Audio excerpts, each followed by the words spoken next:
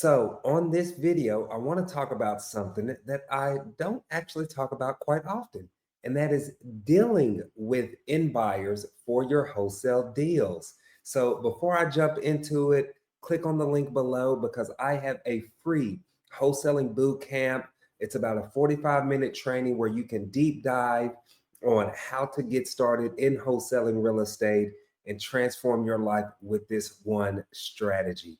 But let's talk about in buyers, okay? So let's say, for example, that you went out there, you had an incredible conversation with the seller, you got this property under contract at the perfect price, and that now it is time to get this property assigned to your in buyer, okay? So I want to give you just a few tips, right?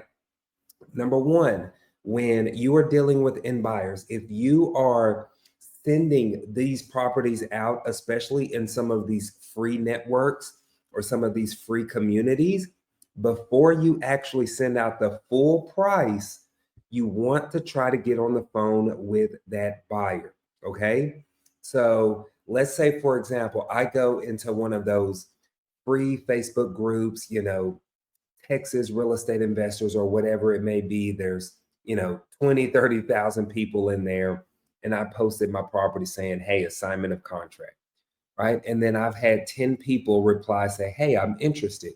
Well, I'm going to respond to those people and I'm going to say, hey, what is the best number to reach you at? Okay. I'm going to pick up the phone. I'm going to call them. I'm going to say, hey, I just want to confirm that you're an actual buyer. Just try to get to know them. Hey, do you invest in this area quite often? How many flips do you do a year? It also kind of lets me gauge the level of seriousness or experience that they have. If they tell me that this is their very first property that they're looking to buy, I know that I'm probably going to have to work with them through some things. Um, or if this is a seasoned investor, we're like, oh, yeah, I flip in this area all the time. I got 3 projects going on right now. It's going to let me know that that buyer is ready to rock and roll. Okay. And so I try to vet my buyers as much as I possibly can there, just to prevent the co-wholesaling thing. I'm not opposed to that. I do that. I've done it before on both ends. So I'm not opposed to it, but I want to try to go direct to buyer if you can. Always a best source or a great source to find premium in buyers would be investor base, which there'll be a link for that too in the description. But after you vetted the property, you want to schedule some time for your buyer to go walk the property. 9 times out of 10, they're going to want to walk it, inspect it. Now, I actually try to do a schedule showing. So we want to get as many buyers as we can over there at one time. Okay. Especially if this property is owner occupied or tenant occupied. Okay. Now, if it's vacant and there's a lockbox on the door, it really doesn't matter. Then I just send them over to the property whenever they can. In fact, what I'll do is I'll tell them, hey, I can meet you over there, or give me a call once you get over there, and I'll give you the code to the property. I don't typically just text it out because they say they want to go.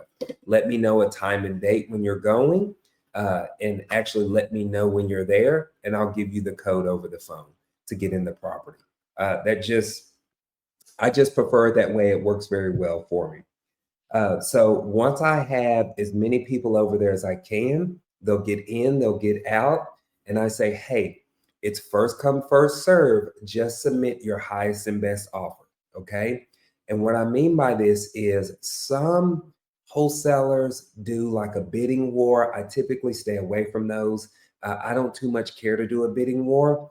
I just want a locked in buyer, somebody that's ready to pull the trigger, somebody that's ready to move forward. Do I leave money on the table sometimes? Probably. But I'm in this for the long haul. I rather know that I have a buyer that's locked in at a certain price to get this across the finish line versus trying to squeeze, an extra $2,000 to $3,000 out of the deal. It's not that important to me, right? I'll make it up on the next one. And so, what I mean by highest and best, when they submit their offer, okay, or first come, first serve, whoever puts the deposit down first. So that brings me to my next point.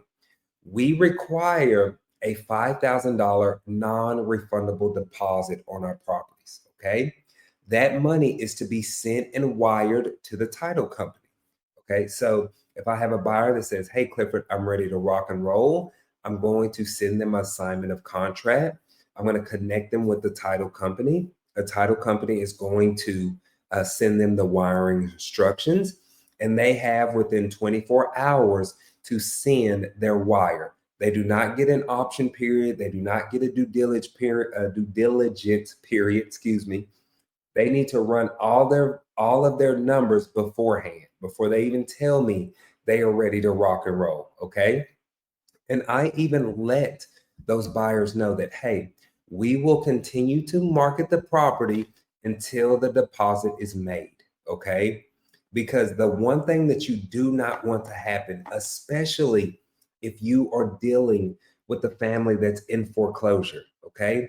And let's say, for example, they're facing foreclosure, a week goes by, 2 weeks go by, and it's approaching the time to actually close on that property and you never received a deposit from this end buyer, and they back out on you. You do not want that to happen. Most end buyers know that when they put that deposit down, I would say 9 times out of 10, they're going to move forward on that property. Have I actually had a handful of buyers back out of deals? Yes, because they could not get their money, they couldn't get their private money lending or their hard money lending approved. They lost that money. And guess what? That money goes to you. Okay. Uh, so you'll go out there, you'll remarket that property. Sometimes you can use that money. Let's just say a week or two went by and now you are approaching the closing date. So now I can say, "Hey, Mr. Seller, it looks like we hit some snags.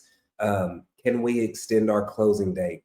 If the seller begins to give me kickback or issues, I can say, "Hey, I'll go ahead and put an extra $2,500 deposit down just to let you know in good faith we are trying to move forward, right? Because we just got $5,000 that the other seller isn't getting back or the other buyer isn't getting back. Are you with me?" And so we can use that for leverage sometimes if we need to. So it's very, very crucial and important to get that 5K deposit. Now, another thing, if your end buyer asks to see the assignment of contract or the original contract, do not freak out. So many new investors have sent me messages saying, "Hey, my end buyer wants to see the contract. What am I supposed to do?" You send it to them and think about this from their perspective. You are literally assigning them a contract, a legal agreement. Y'all are signing this, right? Would you not like to know what you are about to legally agree to, right? What if the contract says something crazy like you have to let the tenants live in place for 6 months for free? Like they might want to know those things, right? So don't freak out. They may ask to see that. They may ask to change title companies. At the end of the day, the buyer kind of calls the shots in regards to those things. I have a couple of buyers, they are dead set on using their title companies. And I get it. I'm the same way too. I love working with my title company, Capital Title, here in Dallas. If I am buying a property and closing on it, I actually require that the title get sent over to them. They have all of my information on file. They know how I work. I know how they work. It just goes smoothly, and it also kind of helps me on the back end with my CPA, right, and my bookkeeper. All of my closings are being done with one specific title company, or majority of them. That's definitely going to help you there in that arena.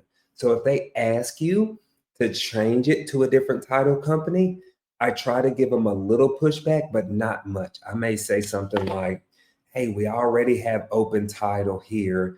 Is it really going to be a deal breaker for you if we don't change it? We're ready to rock and roll."